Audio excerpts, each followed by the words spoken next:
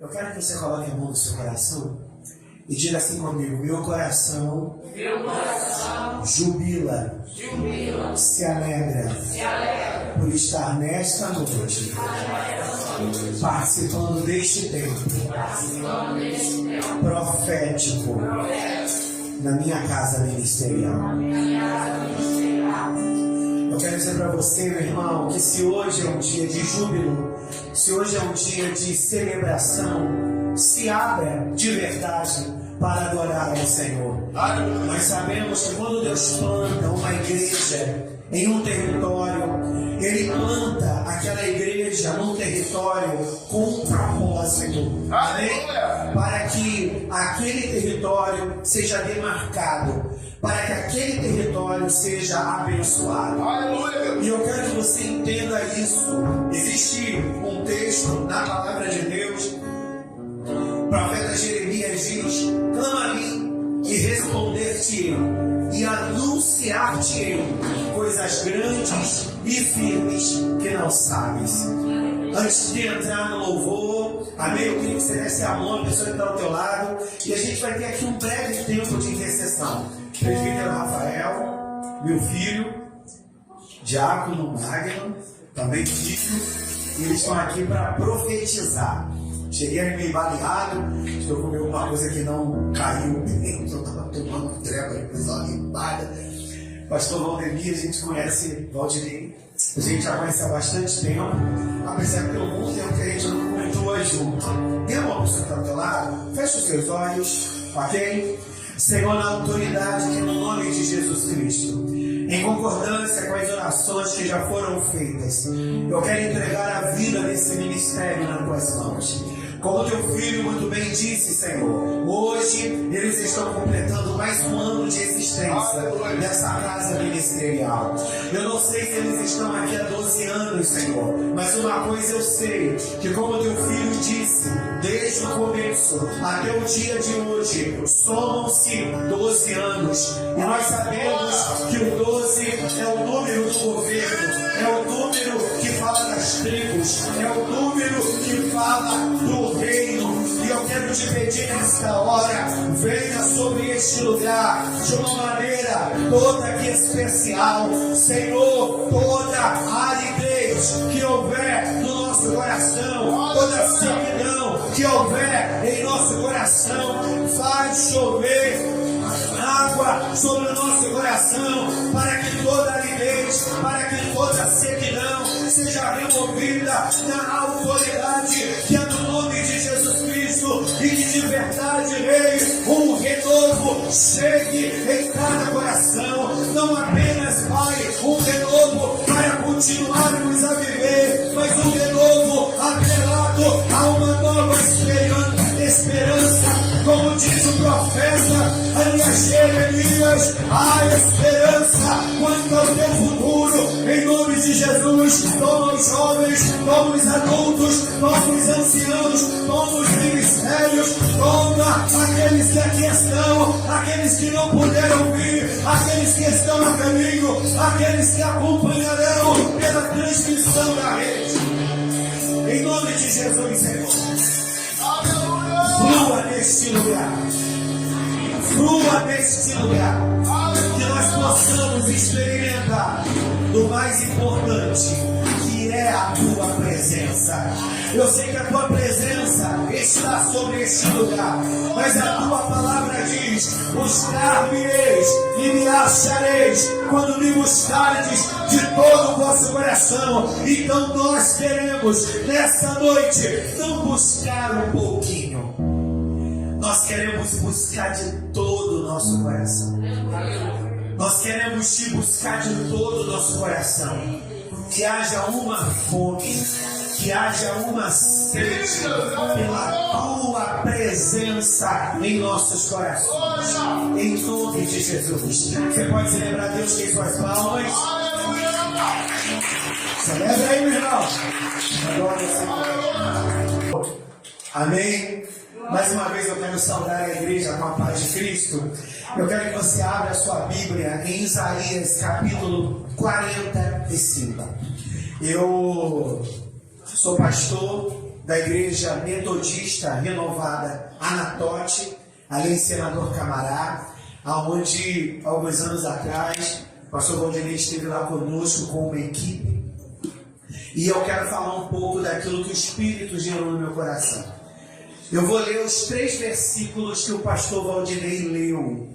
Isaías 45, diz assim: assim diz o Senhor ao seu ungido, a Ciro, a quem tomo pela sua mão direita, para abater as nações diante de sua face. Eu soltarei os lombos dos reis, para abrir diante dele as portas, e as portas não se fecharão. E irei diante de ti, e endireitarei os caminhos tortos, quebrarei as portas de bronze, e despedaçarei os ferrolhos de ferro. E te darei os tesouros das escuridades, e as riquezas encobertas, para que possas saber que eu sou o Senhor, o Deus de Israel, que te chama pelo teu nome. Diga comigo: tem riquezas, tem tesouros encobertos, que o Senhor revelará àquele que o buscar. Eu quero que você medite nessa palavra, como o pastor Valdinei disse, né? Que daqui a um tempo vocês iriam entrar numa série de ministrações associada ao livro do profeta Abacuque. Então isso me faz entender que essa igreja é uma igreja que gosta de Bíblia, gosta de estudar a palavra. E eu acredito que todos vocês, ou se não a maioria, devem saber que o livro do profeta Isaías é considerado como o livro do profeta messiânico. E o livro do profeta Isaías é considerado uma miniatura da Bíblia. Porque o livro de Isaías, ele tem 66 capítulos.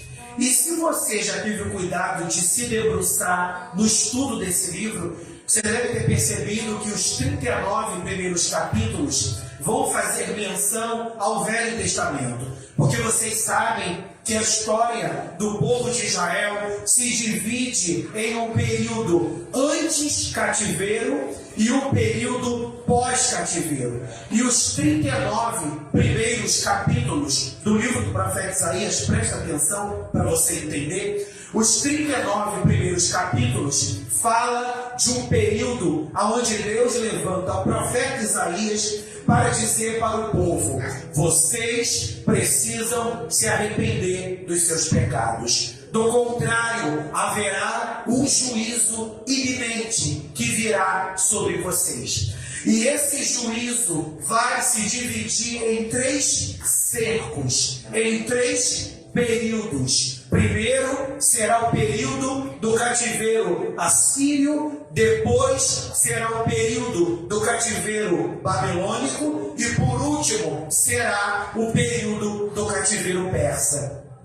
Medo-persa, como alguns livros dizem. Só que o capítulo 40 ao 66, que compreende 27 livros, eles fazem uma alusão ao Novo Testamento, porque se do capítulo 1 ao capítulo 39 fala do período antes do cativeiro, do capítulo 40 ao capítulo 66 fala do período pós-cativeiro. O que aconteceria no momento em que o cativeiro fosse findado. Então o livro de Isaías, ele é um livro muito abrangente, porque ele fala do antes e ele fala também do depois. E nós sabemos que a Bíblia, ela fala do período antes do Messias e do período após o Messias. Porque quando a gente abre o Evangelho de Mateus capítulo 1, começa falando de quem? Do nascimento do Deus conosco, o Emanuel. E o Velho Testamento fala da dispensação da lei, o período antes do Cristo.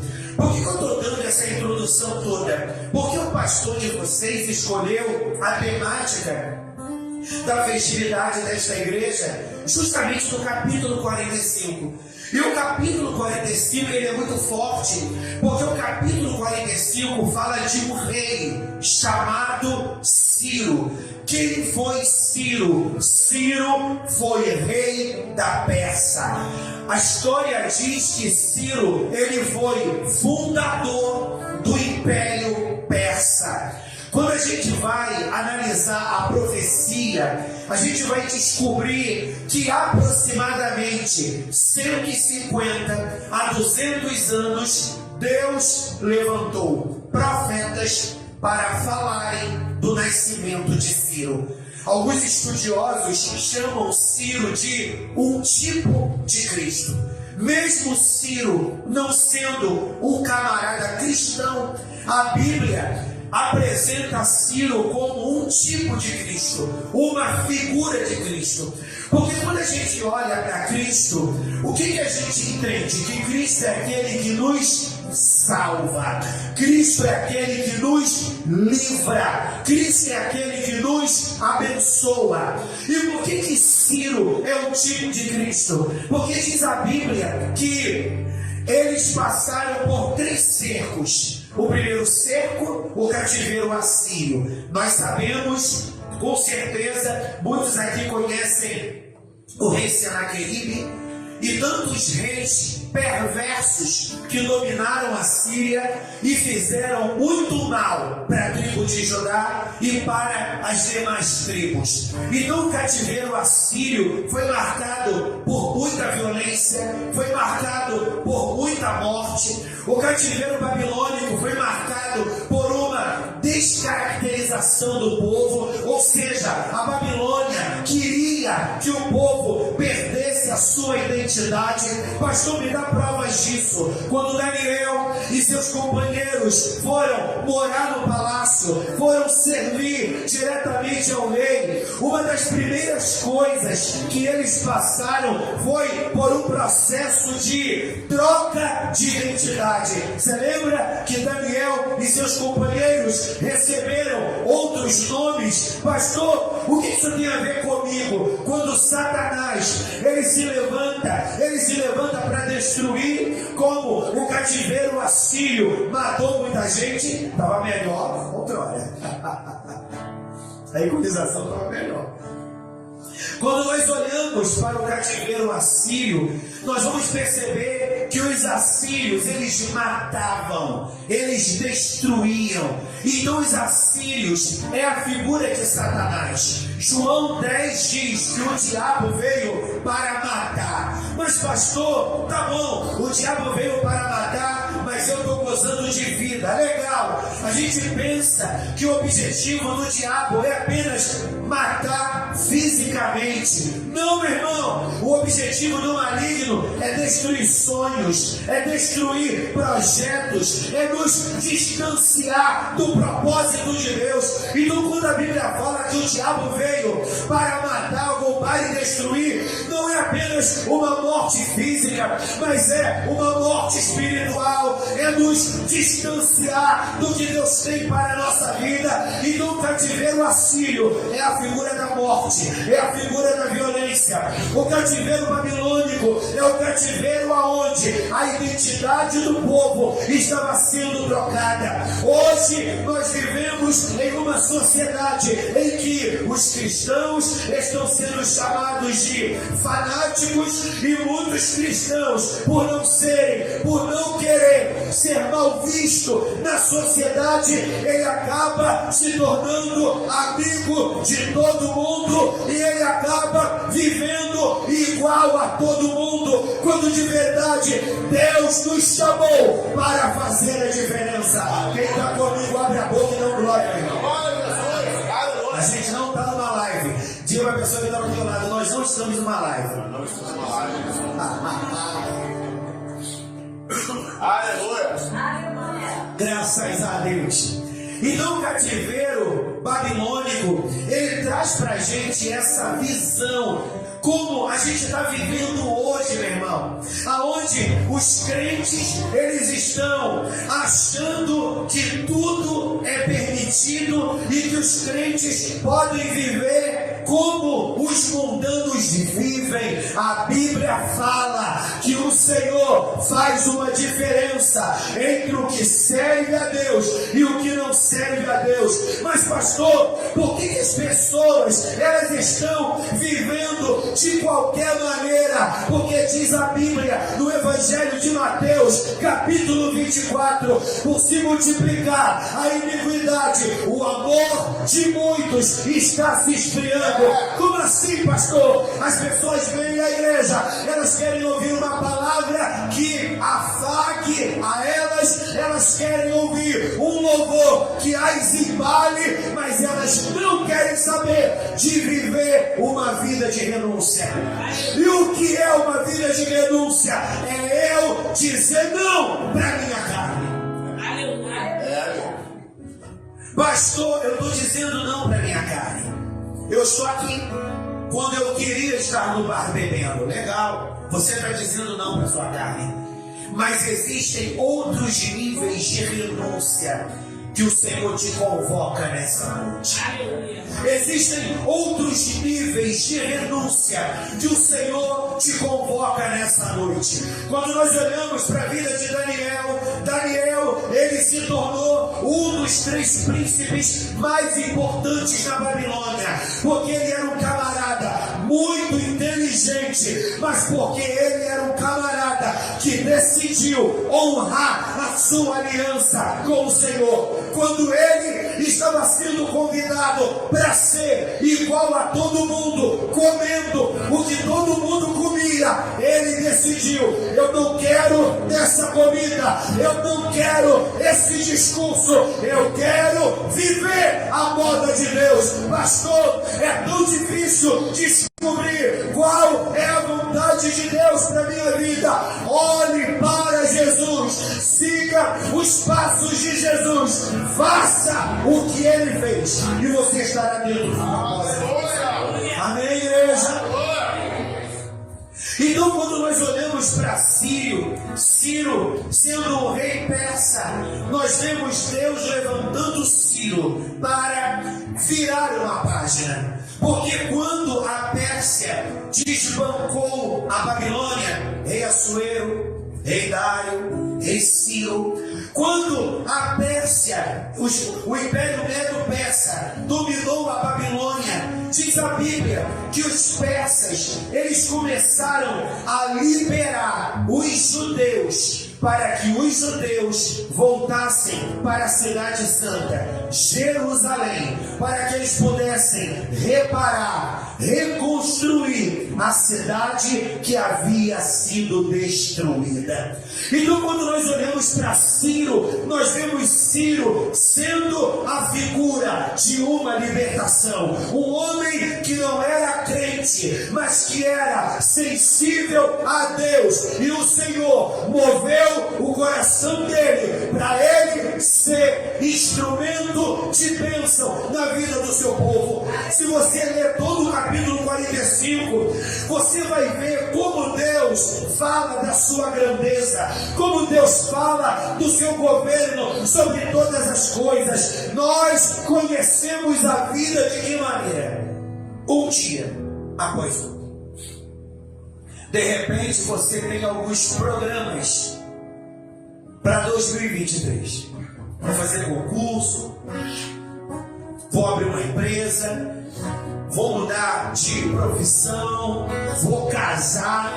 De repente você tem alguns programas para 2023, mas você não sabe exatamente se você vai estar vivo para viver esse projeto. Porque diz a Bíblia que a vida é como um vapor, que hoje surge e tão logo desaparece. Só que Isaías 45 fala que o Senhor é aquele que governa todas as coisas. Então o Senhor conhece o seu amanhã, como o Senhor conhece muito bem o seu agora. Esse texto fala da soberania de Deus, e às vezes nós temos dificuldade para entender, porque algumas coisas escapam das nossas mãos, algumas coisas nós perdemos o controle e a gente fica com cara de bobo. Deus, por que tu permitiste que eu passasse por isso? Deus, por que isso aconteceu? Deus, isso não era para ter acontecido.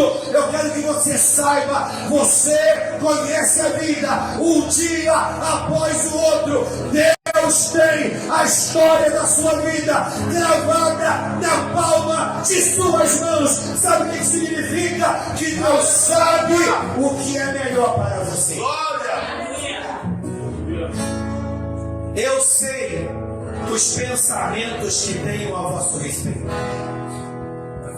Pensamentos de paz e não de mal, para dar a vocês o fim que vocês desejam. Então isso significa que eu tenho o poder de escolha no quesito escolher o que é melhor para mim. Quando nós olhamos para a Bíblia, nós vamos ver Deus fazendo uma aliança com Abraão. E a aliança que Deus fez com Abraão foi: anda em minha presença e ser perfeito. Eu vou abençoar aqueles que te abençoarem, e eu vou amaldiçoar aqueles que te amaldiçoarem. Quando o Senhor diz para Abraão: anda na minha presença e ser perfeito, essa palavra perfeição no original significa: anda na minha presença e seja maduro. Quando nós olhamos para uma pessoa madura é sensata, uma pessoa madura é sóbria. O que é uma pessoa sensata? Uma pessoa sóbria é uma pessoa que não age impulsivamente, é uma pessoa que se abre para ouvir conselhos. Sabe o que Deus está dizendo? Eu tenho um caminho para você, mas você precisa acreditar no meu domínio, no meu governo, na minha vontade sobre a sua vida. Se Deus tem tudo pré-estabelecido, eu não preciso fazer nada. Você precisa viver a vontade dele.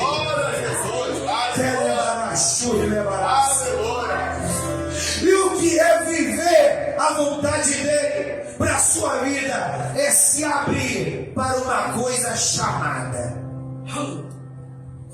ministério. Diga para a pessoa que está ao teu lado: você tem um ministério. Aleluia. Maravilha.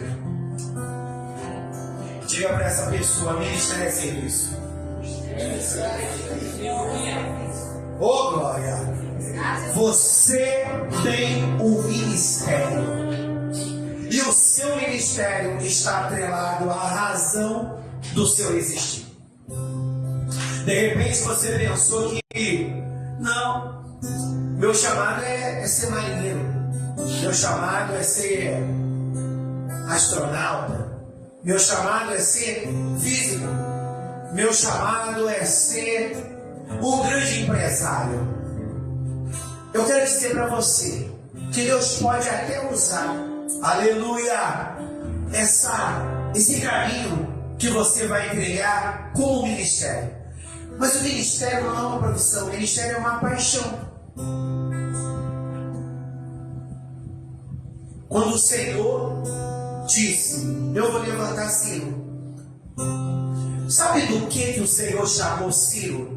Se você abrir a Bíblia, o livro de Isaías, capítulo 44, a Bíblia diz, versículo 28, o Senhor diz: Ciro é meu pastor. Mas Ciro não era crente, Magno. Como é que Deus disse: Ciro é meu pastor? Mas quem era Ciro de verdade? Um rei. Mas o Senhor chamou Ciro de pastor, porque Deus colocou Ciro numa posição para ser instrumento de bênção para os propósitos que Ele tinha para o seu povo. Se você quer ser um marinheiro apenas por um capricho, Deus não vai te colocar.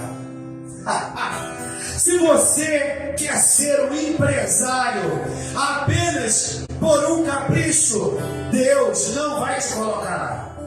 Se você quer ter muito dinheiro apenas por um capricho, Deus não vai te colocar lá.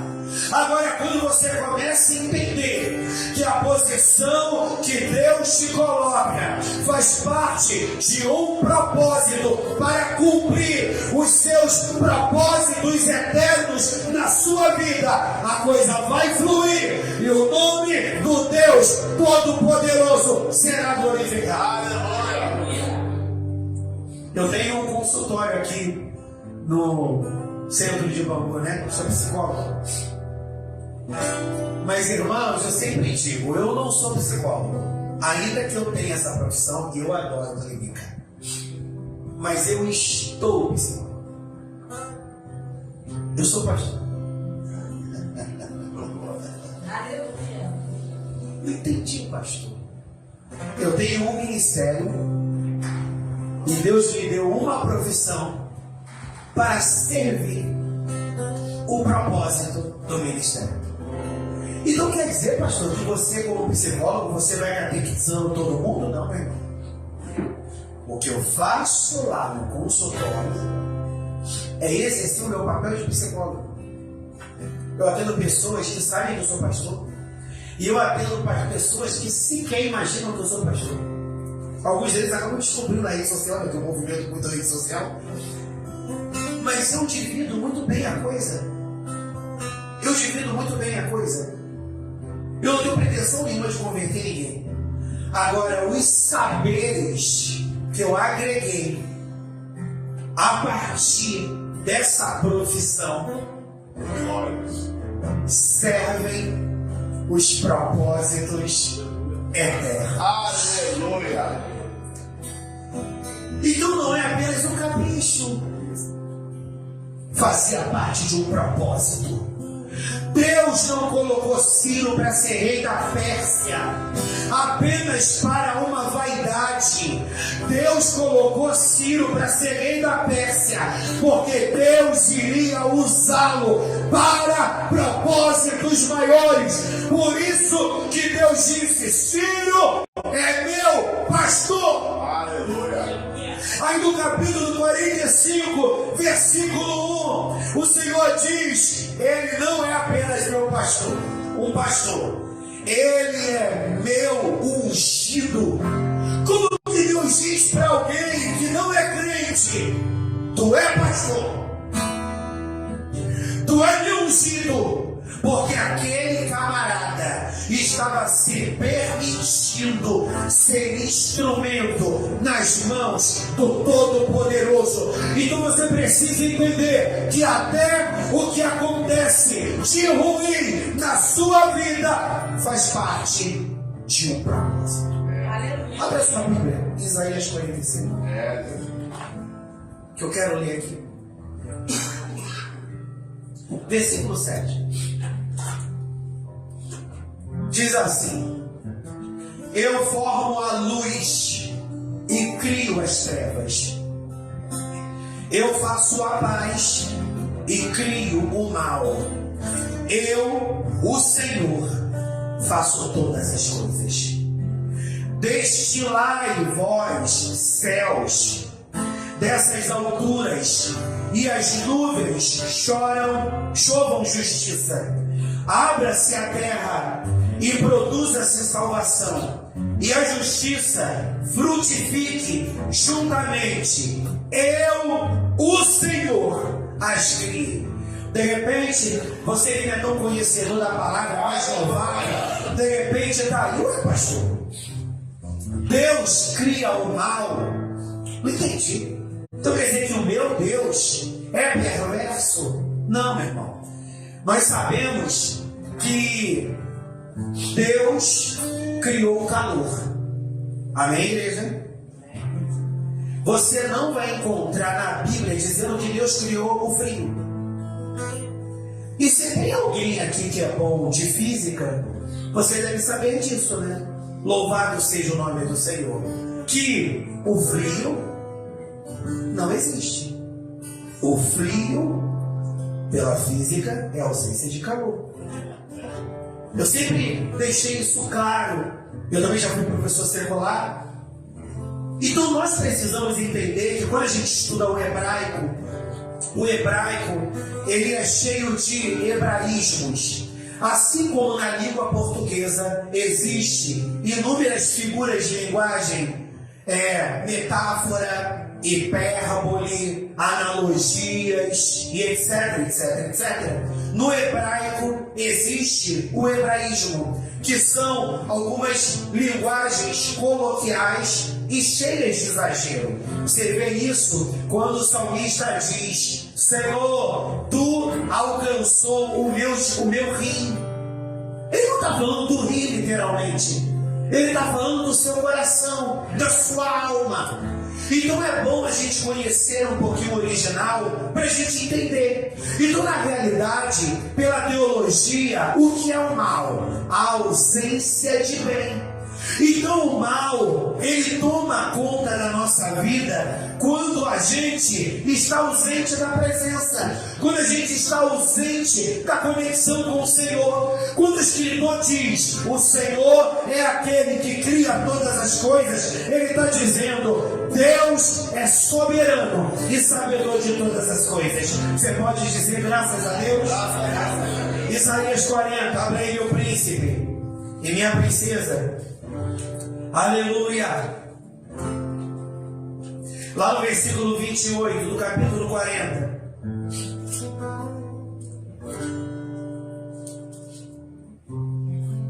Olha o que diz aqui o versículo 28. Não sabes, não ouviste que o eterno Deus, o Senhor, o Criador dos fins da terra, nem se cansa, nem se fatiga, não há esquadrinhação do seu entendimento.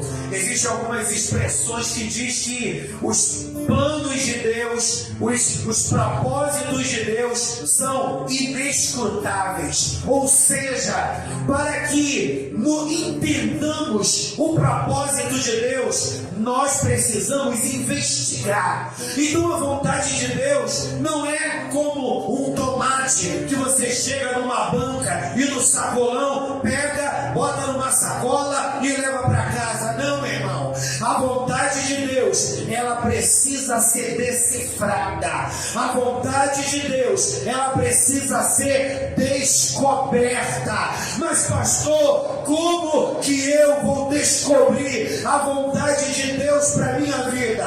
Primeira coisa, lendo a Bíblia.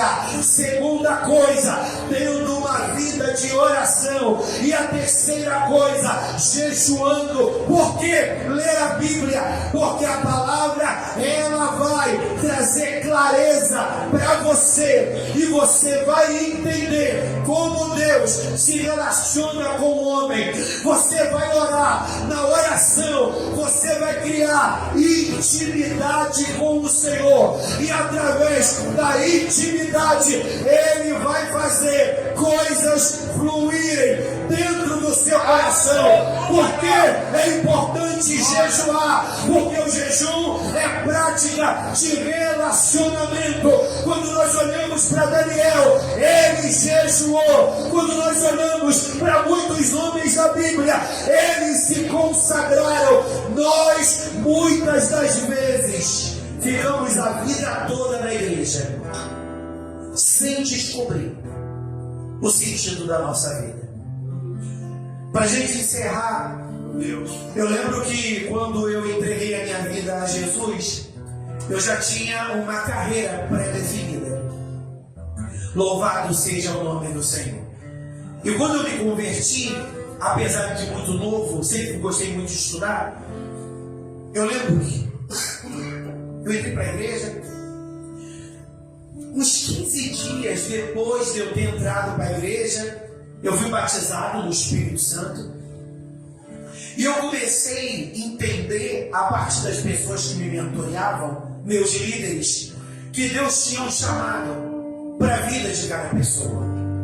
E eu comecei a buscar a Deus, para Deus me fazer entender o que Ele tinha para o meu futuro. Mas a realidade, dentro do meu coração, o que eu queria era que Deus confirmasse tudo aquilo que eu já estava trilhando. Eu queria que Deus dissesse: é isso mesmo, continua seguindo. É esse caminho mesmo, continua bombando. É o que eu queria saber.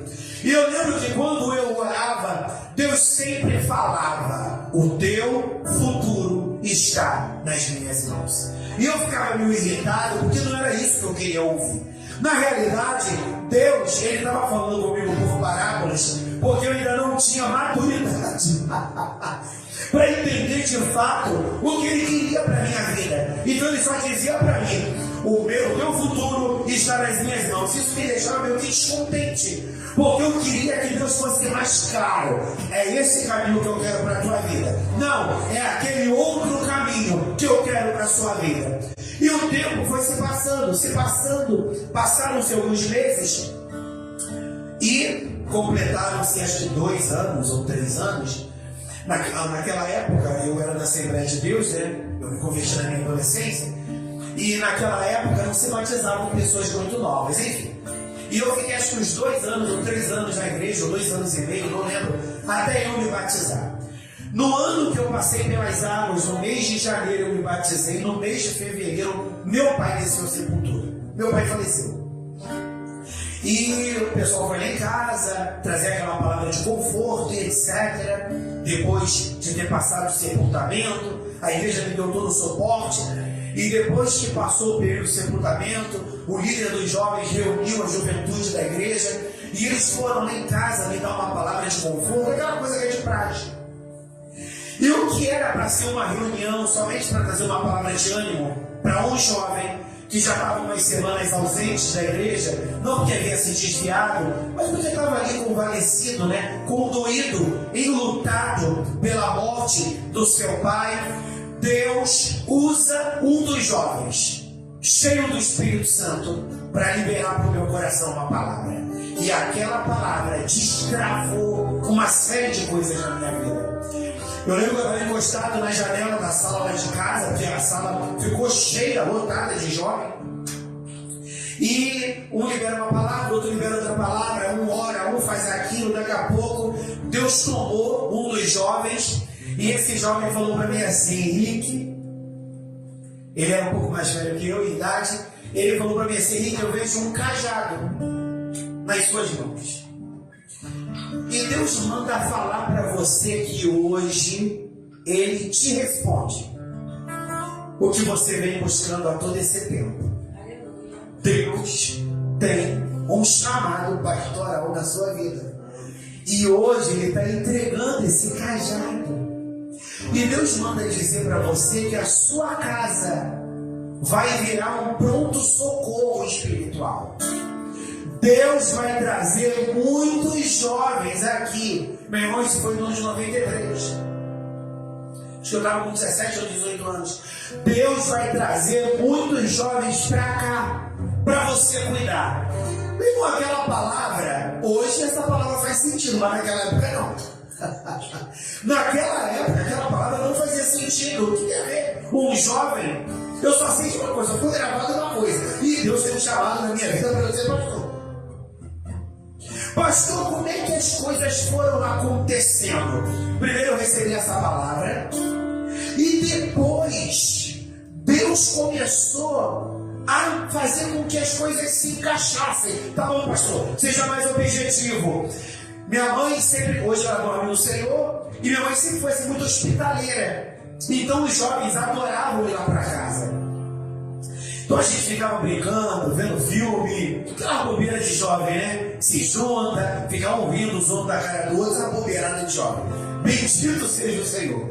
E eles iam lá para casa, meu irmão, ficava de sexta para sábado, sábado para domingo, e do nada, eu já era um jovem firme na igreja, mas novato, cruzinho. E eu lembro que eu falei para os jovens assim: gente, a gente se reúne, a gente conversa, a gente zoa, a gente brinca, a gente perturba um a vida do outro, só que a gente não faz uma coisa, a gente não ora.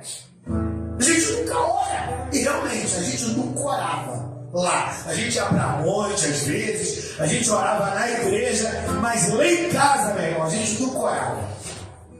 Aí uma das jovens falou para mim assim, realmente a gente nunca ora. Vamos orar hoje? Irmãos, a gente dobrou o joelho e a gente começou a orar. Mas começou a orar com sinceridade mesmo. Meu irmão, Deus derramou uma glória. Mas foi uma glória mesmo. Foi uma presença tão gostosa que os jovens disseram, vamos orar sexta-feira que vem? Vamos. A gente começou a orar, mas naquela vez existia uma célula. Estava nascendo uma célula ali. Aí eles falaram, muito, vamos orar toda sexta-feira. Meu irmão, eu não sabia, mas ali estava nascendo uma eleição. Ali estava nascendo. A gente começou a orar toda sexta-feira. E a gente, depois, a gente não só orava, a gente começou a fazer um mini culto. Alguém cantava, outro trazia uma palavra. Meu irmão, o culto vai tomando forma, foi tomando forma. Quando eu me dei conta, eu estava dirigindo um culto dentro da minha casa. Vamos conversar com o pastor, o líder falou na velocidade. Ó, você vai conversar com o pastor, hein? Era assim, né? Você vai conversar com o pastor, esse culto aí está acontecendo direto, etc. Cheguei para o pastor e falei, pastor, o líder, enfim, pediu para a gente avisar o senhor, ele até tio da esposa de um pastor lá da igreja. E eu falei, pastor, o líder Y pediu para eu falar para o senhor, comunicar para o senhor que está acontecendo um culto toda sexta-feira lá em casa. Aí o pastor, como é que é esse culto, Henrique? Aí eu assim, pastor, a gente ora, e não tem caixa de som, tem instrumento, não, pastor, a gente ora, a gente canta, a gente faz os mantos lá. Claro, eu falei tudo medroso, né? Não falei que essa verdade toda. Aí ele falou, não pode continuar o culto sem problema nenhum. É só isso mesmo que está acontecendo? Só isso. Só que o pastor, de repente eu chego fazendo um julgamento precipitário. Hoje, com a maturidade que eu tenho, eu acho que o pastor não levou fé. Eu acho que o pastor achou que aquele culto era um culto assim, que assim como começou em razão de uma empolgação de jovens, aquele culto iria morrer. Meu irmão, esse culto não morreu. Porque esse culto deu origem à igreja que eu pastoreio hoje. Sabe o que significa? Que Deus tem os seus propósitos soberanos sobre a terra. Deus é aquele que nos faz entender que Deus não precisa de muita coisa. É óbvio que com o tempo fui fazer formação teológica, fui sendo ordenado no ministério, fui a diácono, fui a presbítero, depois fui a pastor. Mas o que eu quero fazer você entender que Deus não precisa de muito. Às vezes nós temos muito isso, não. Eu preciso participar da conferência Y para descobrir meu chamado.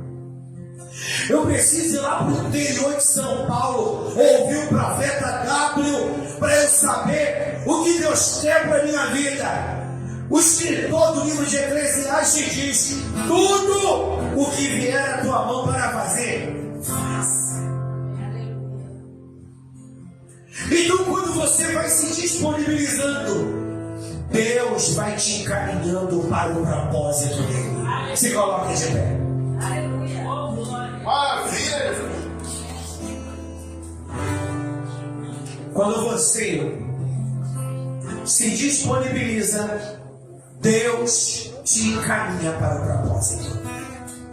Eu quero que você nessa noite se disponibilize, porque esse texto fala de um homem que se colocou na brecha e Deus usou aquele homem de sobremaneira.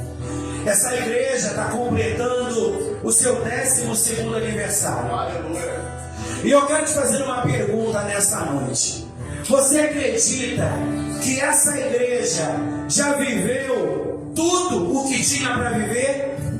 Ou tem coisas a mais que Deus quer que essa igreja experimente? Aleluia! Eu acredito que tem coisas a mais para essa igreja experimentar.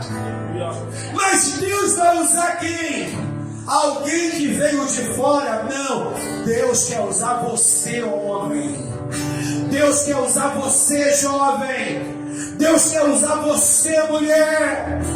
Mas pastor, eu sou tão assoberbado na vida. Uma vez eu ouvi uma frase: longe é onde eu não quero ir. Difícil, meu amigo, é o que eu não quero fazer. Disponibilize-se nessa noite. Senhor, eu não sei se o hino Tens Comigo é uma obra grande, se é uma obra pequena, mas eu quero, a partir de hoje, fazer as coisas acontecerem a partir de mim.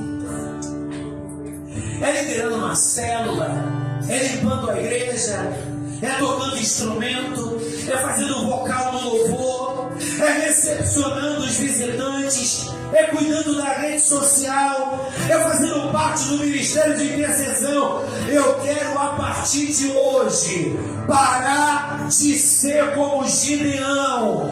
Eu sou muito pequeno, eu sou o menor da tribo. Eu quero, a partir de hoje, sair desse lugar de medo, de covardia, de falta de compromisso, falta de responsabilidade. E eu quero hoje me dedicar. Pastor, eu não tenho muitas ambições na vida, não. Eu quero simplesmente o céu. Narabashuri como Naragase. Elevarai o que me nobiasse, elevarai.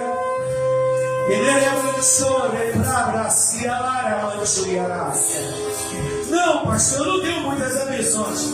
A única coisa que eu quero para minha vida é o céu. Para de ser egoísta. O nosso Senhor entregou a vida dele para você estar aqui hoje, meu irmão. Então para de ser egoísta. Ah, pastor, não é uma questão de ser egoísta. É que eu não me sinto capaz para nada. Labarás, toqueminai, levarai. Elevarabashuri, levarás. É que eu não me sinto capaz para nada. Jefté foi um homem, filho de uma prostituta, fruto de uma relação extraconjugal. Quando seu pai morre, Jefté é rejeitado. E alguém diz para Jefté: sai daqui, porque você não é bem-vindo. E diz a Bíblia que quando Israel viveu uma ameaça, quem Deus levantou? Jefté, o rejeitado, o filho da prostituta, aquele que não tinha capacidade alguma para de olhar para trás, para de olhar para o que você já foi. Fecha seus olhos. Fecha seus olhos. Antes do seu constrangedor entoar um cântico, feche seus olhos e comece a pedir: Espírito Santo, gera em mim coragem, gera em mim coragem. Ciro não era crente, e tu sou ele, só que eu sou crente, e eu quero, a partir de hoje, deixar para trás algumas coisas. Renuncia hoje. Coloque essa bagagem de lado. Não vou desistir da igreja. Vou desistir do casamento. Vou parar com o ministério. Deixa essa bagagem de lado. E volta para o começo. Redescubra dentro de você o primeiro amor. Esse negócio de crente perder o primeiro amor, isso é mentira, meu irmão. O primeiro amor a gente nunca esquece. E o nosso primeiro amor é o Senhor. Peça ao Senhor, Pai, restaura o primeiro amor. Restaura o primeiro amor, Senhor. Feche os seus olhos, jovem. Deus está falando ao meu espírito nessa noite. Que tem pessoas que precisam ser resgatadas nessa noite. É como se algumas pessoas estivessem aprisionadas em algum lugar. Eu não sei em que lugar você está aprisionado. Existem pessoas que vivenciam uma perda e elas param no tempo em razão daquela perda. Existem pessoas que recebem um diagnóstico: ó, sua saúde não está bem, não está boa. E elas ficam presas naquele momento, naquela palavra. E elas só conseguem pensar naquilo. Existem pessoas que pecam e elas ficam presas naquele pecado. Deus quer te resgatar nessa noite. Ele quer te tirar desse lugar de aprisionamento. E Ele quer te trazer para o altar novamente. Trazer para o altar é o seu coração voltar a pulsar fervorosamente pelo Senhor. Aleluia. Coloque a mão no seu coração. Se você quiser vir até a frente, dobrar o seu joelho, fique à vontade. Se você não tiver coragem para isso, fique aí no seu lugar. Mas se você quiser vir aqui à frente, Deus quer te resgatar. Às vezes ficamos perdidos no meio de tanta coisa que a gente quer ser e que a gente quer fazer.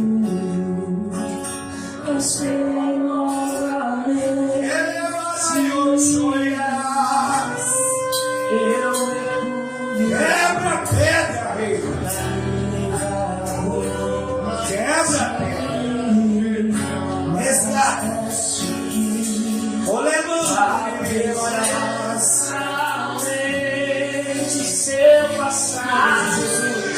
Se eu passar não temerei nada fumaça de eu entrarei longe dos santos, não será de ver.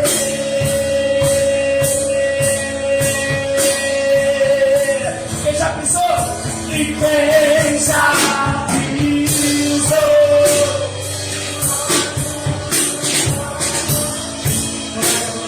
Em outro lugar, não sabe viver. E onde estiver,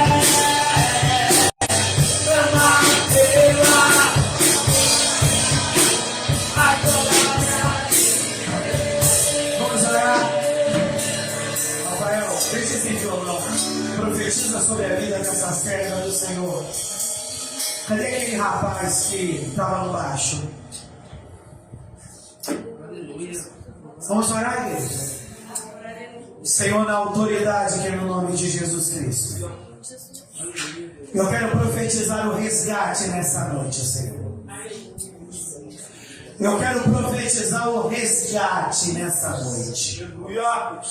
Senhor, quantas das vezes estamos na igreja, mas distantes daquilo que Tu tens para fazer na nossa vida. Quantas das vezes ficamos perdidos pelo meio do caminho, Senhor? Eu quero te pedir agora, arranca esse traje de alguém que caminhou muito e está cansado.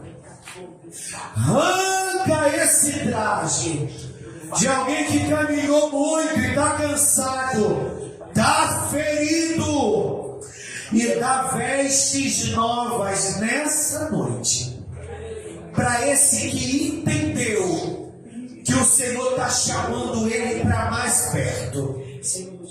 Aquela que entendeu que o Senhor está chamando ela para mais perto. Quebra toda ação do maligno, toda cegueira espiritual. Remove. E que nessa noite seja uma noite de despertamento, seja uma noite de ativação, como Ciro foi um servo. Que essa igreja se desperte para servir mais intensamente, em nome de Jesus. Diga assim comigo: eu tomei posse dessa certeza de que a minha vida está nas mãos do Senhor. Eu perdi o controle, mas Ele não. Você pode celebrar Deus com as suas palmas? Pastor.